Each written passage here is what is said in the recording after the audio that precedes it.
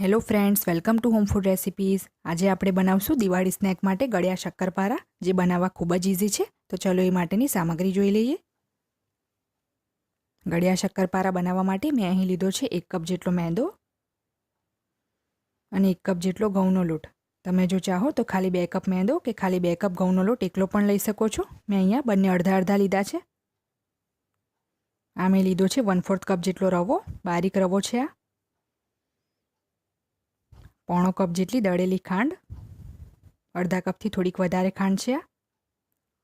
5 મોટી ચમચી જેટલું દેશી ઘી, પીગાળેલું ઘી છે આ। અને લોટ બાંધવા માટે અડધો કપ પાણી।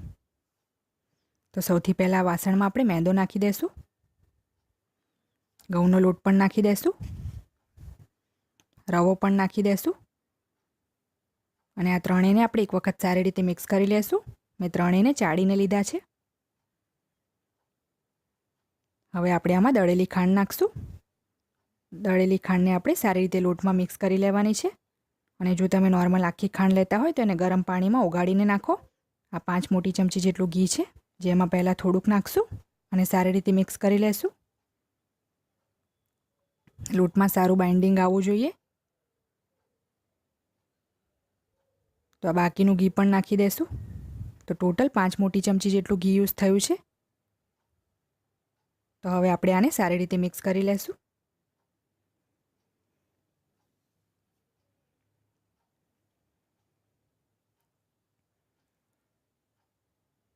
ઘી નાખીને મેં સારી રીતે મિક્સ કરી લીધું છે અને લોટમાં સરસ બાઇન્ડિંગ પણ આવી ગયું છે। જુઓ આ રીતે મુઠ્ઠી વળે છે તો આ પરફેક્ટ છે। આવું જ બાઇન્ડિંગ જોઈશે આપણને। અને અડધો કપ જેટલું પાણી છે, જે આપણે આમાં થોડું થોડું નાખીને મીડિયમ લોટ બાંધવાનો છે। લોટ આપણે વધારે કઠણ કે વધારે સોફ્ટ નથી બાંધવાનો।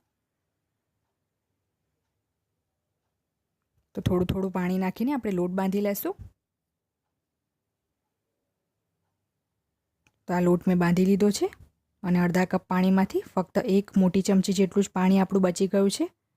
આપણે આ લોટને વધારે મસળવાનો નથી। તો આમાંથી આપણે મોટી સાઇઝના લુઆ તોડી લેશું।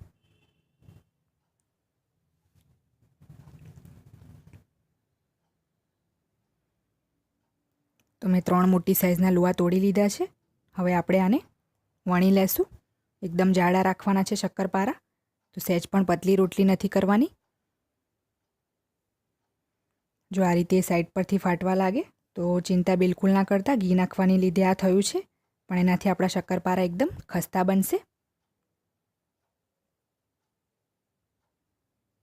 તો આ રીતે સાઈડ પરથી તમે સરખું કરીને એને વણી લો।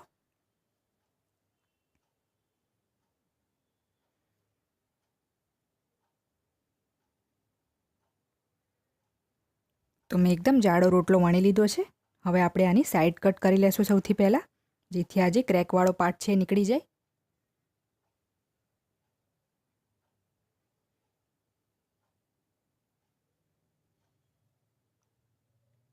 તો આ મેં સાઈડ કટ કરી લીધી છે। આને પણ આપણે વણી લેવાનું છે, ફેંકવાનું નથી। તો હવે આપણે ડાયમંડ શેપમાં આને કટ કરી લેશું, સ્ક્વેર શેપમાં કટ કરી લેશું। જો તમને ડાયમંડ શેપ પસંદ હોય તો તમે એમાં પણ એને કટ કરી શકો છો। તો મેં અહીંયા સ્ક્વેર શેપમાં એને કટ કરી લીધા છે। અને આપણે એક પ્લેટમાં કાઢી લેશું અને બાકીના શક્કરપારા પણ આપણે સેમ પ્રોસેસથી રેડી કરી લેશું। તો અમે બધા જ શક્કરપારા કાપીને રેડી કરી લીધા છે। આટલા થીક રાખવાના છે। તો હવે આપણે આને ફ્રાય કરી લેશું। તો મેં તેલ પહેલેથી જ ગરમ કરવા મૂકી દીધું હતું। હવે આપણે આમાં થોડા થોડા શક્કરપારા આ રીતે હાથથી પકડીને નાખતા જશું। ધ્યાનથી નાખવાનું છે, નહીંતર તેલના ટીપા હાથમાં ઉડી શકે છે। તો એકવારમાં કડાઈમાં જેટલા શક્કરપારા આવે એટલા આપણે નાખશું।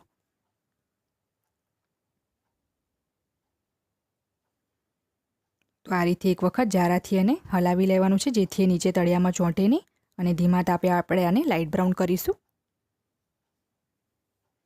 તો વચ્ચે વચ્ચે પણ આપણે આ રીતે એને હલાવતા જશું અને સ્લો ફ્લેમ પર આપણે આને લાઇટ બ્રાઉન કરશું, નહીંતર એ અંદરથી કાચા રહેશે, કારણ કે આ ખૂબ જ જાડા છે। તો આપણા શક્કરપારા લાઇટ બ્રાઉન થઈ ગયા છે। અને આપણે એક પ્લેટમાં કાઢી લેશું ટિશ્યુ પેપર પર, જેથી જે એક્સ્ટ્રા તેલ છે એ એબ્ઝોર્બ થઈ જાય। તો બાકીના બધા જ શક્કરપારા આપણે આ રીતે ફ્રાય કરી લેશું.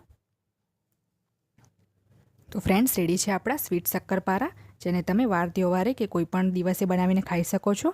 અને આ ઠંડા થાય પછી આને એરટાઇટ કન્ટેનરમાં સ્ટોર કરીને તમે 15 થી 20 દિવસ સુધી રાખી શકો છો. એ ખરાબ નહીં થાય. જો તમને મારી આ રેસીપી પસંદ આવે તો મારી ચેનલને લાઇક, શેર અને સબસ્ક્રાઇબ કરવાનું બિલકુલ ના ભૂલશો. સબસ્ક્રાઇબ બટનની બાજુમાં જે બેલ આઇકન છે એને પણ તમે ક્લિક કરો, જેથી તમને મારા દરેક વિડીયોની નોટિફિકેશન મળતી રહે. જો તમારે મારો આ વિડીયો હિન્દીમાં જોવો હોય તો એની લિંક મેં ડિસ્ક્રિપ્શન બોક્સમાં આપી દીધી છે. તો મળીએ નેક્સ્ટ વિડીયોમાં. ત્યાં સુધી આવજો.